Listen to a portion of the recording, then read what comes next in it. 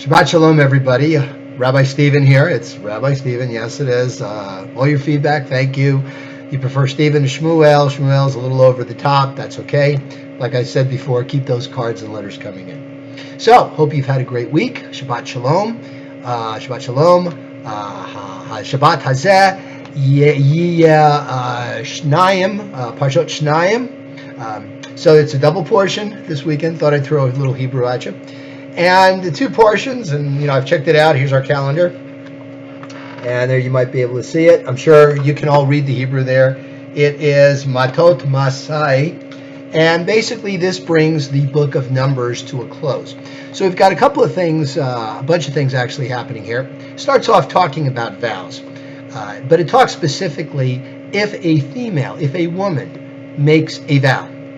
So this is a vow saying that I will pretty much deny myself of things. And there are rabbis that look down on this, all right? They say, again, you've got 613 commandments to deal with. Why do you want to add more? And some people feel that they want to do that because they're very, very devoted. They want to go the extra mile.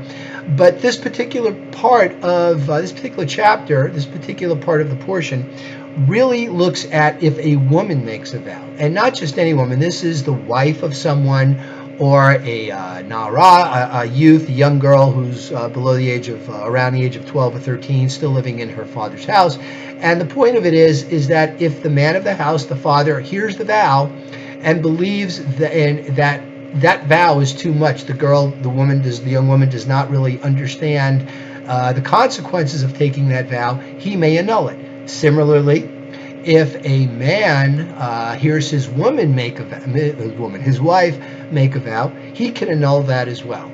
Also, they can also get what's known as a Beit Din. That it would be 3 knowledgeable Jewish adults over the age of 20 to sit as sort of an informal court and make that decision. So the question comes up, and maybe people feel on the surface this is sexist. Why does the man get to decide whether or not the woman can annul the vow?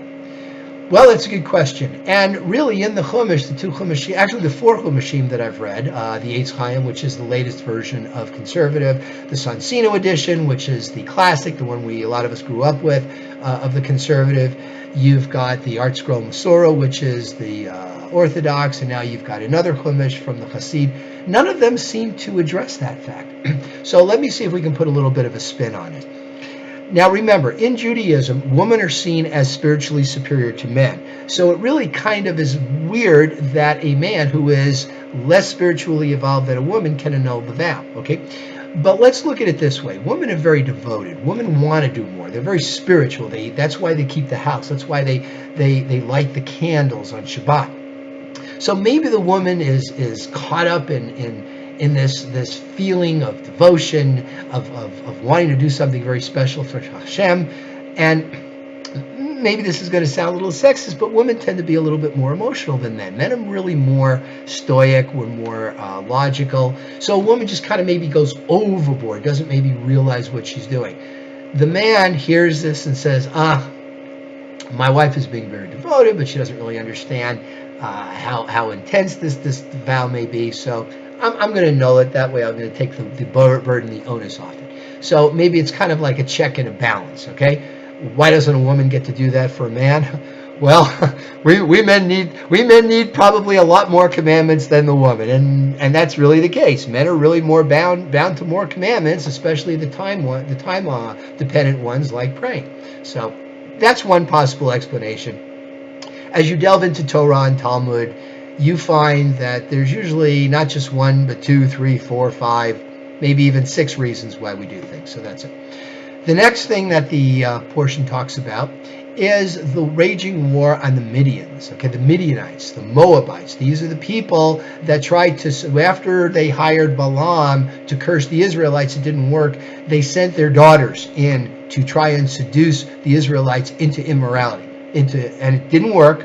So Hashem is saying, these people mean nothing but harm, go take them out. So Moses sends Joshua. He sends Pinchas, who is now the next in line to be the Kohen Gadol, but now he's what's known as the battle priest. He's like a chaplain. Keep bowing my head to show people that, yes, I'm wearing my yarmulke. Back there somewhere, right? Okay. They go off and they kill a lot of the men. They don't kill all the women, and Moses is really upset with some of the leaders of thousands, the leaders of hundreds, not the leaders of tens or whatever, but just those particular leaders, because he said, why didn't you take out the women too? Those are the ones that seduced the Israelites. Now, there's some commentary that on the surface, this seems real brutal. It almost seems like murder. Why would you kill all these people? And it may seem a little too severe, especially today in our standards. But back then there was no United Nations, whatever. There was no governing bodies. People just basically did what they wanted to do. So rather than have the Israelites that were still, a little tentative in their beliefs, be swayed by this immorality, by this idol worship, because remember, it wasn't just seducing them, it was seducing them in the context of idol worship. So they didn't want, Hashem and Moses didn't want them to get caught up in that. So Moses says, no, you got to take out all of them because we don't want to make sure that immorality lasts. Big question. Why didn't Moshe himself, Moshe Rabbeinu, participate in it? Because he felt that it was a Midianite, it was Yithro, who was his father-in-law, that really brought him in. And part of the commentary is that, how could Jethro, who was a Midianite chieftain, a Midianite priest, who was so devoted to Hashem, how did it change? Why now are the Midianites linking up and associating themselves with the Moabites to engage in this immorality? Well, either there was a change of guard, change of leadership. They felt they were afraid they needed to align themselves with the Moabites to protect themselves from this fake news, let's call it that, this alternative news that the Israelites meant them harm. Or maybe Jethro was really another section of the Midianites that really wasn't associated with the mainstream Midianites. Okay, some thoughts. Next, we talk about the travels of the Israelites over the last 38, 39 years. Now, we talk about the wanderings in the wilderness, right? And we get this impression, we get this picture of these people that are constantly on the march. Well, they really weren't. They really were not always on the march. In fact, it goes in and it talks about the different places where they camped. And what you find is that they camped 20 places in 38 years. That's approximately one place every couple of years. Not really a lot of traveling. Okay, they stayed in one place, they used the resources, and they moved on until everybody over 20, 40 years ago had died out. And now there was a more hardy, a better ready class of Sabra. That's what they call Israelis that are born in the desert, these Israelites that did not know slavery. Okay, they only know freedom. They're more able, they have the mindset to go wage battle and take the land.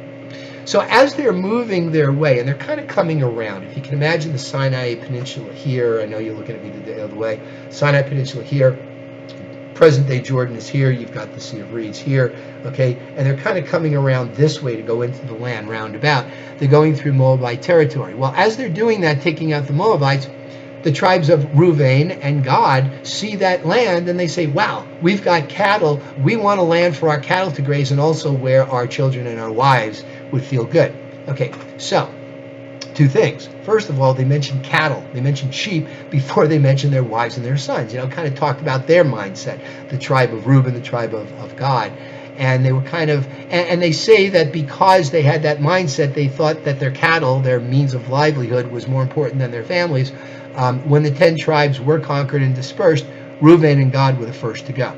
So Moses looks at him and says, okay, I need your promise that you're not just going to hang here, and when we have to go into the land and take it, you're just going to stay here. And then they said, no, we will pledge our allegiance to you and our brothers and the other tribes. We will be there. Because what they're doing is they're sending in kind of like a special forces, what they call, in one Chumash, they call them the shock troops. These were commandos in a sense, and they say 1,000 from each tribe, but it was more kind of balanced based on a proportion of a special team of warriors that would go in and wage a guerrilla war. They felt it was easier that way.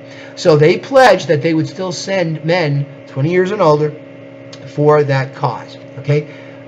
Moshe Rabbeinu also went to the tribe of Manasseh. And the tribe of Manasseh saw this and they said, well, some of us want to stay here too, outside, in what is now Jordan, outside the land, because we like it too. And Moshe basically said, okay, just would you keep an eye on the other tribes for us? Okay. So that's basically what we have going on. That's basically the gist, the nature of these particular portions. And at the end, they also talk about inheritance. Now that the tribes are settling in the land, they're reviewing some of the commandments for how the inheritance is apportioned. They also talk about the daughters of Zelophehad, who were wise enough to come up and ask Moshe in all respect, and Hashem in all respect, we'd like our due as well. So that is our double portion. We are now going into Devarim, which is Deuteronomy. And we'll talk about that next week. And we're coming to the end of the Torah. We're also coming into the holidays. The high holidays this year is at the end of September. At B'nai Chaim, please join us. We're looking forward to gathering you all together and praying that we have a good year for next year. And Hashem writes us in the book of life. So thank you again for listening, and may you have a great Shabbat. And do something to observe Shabbat, folks. I know a lot of you, most of you, all of you are not Shomer Shabbat. But do something on a Friday night or Saturday. Just do something to connect with Hashem. Do it for you. Okay? Shabbat Shalom. Thank you very much.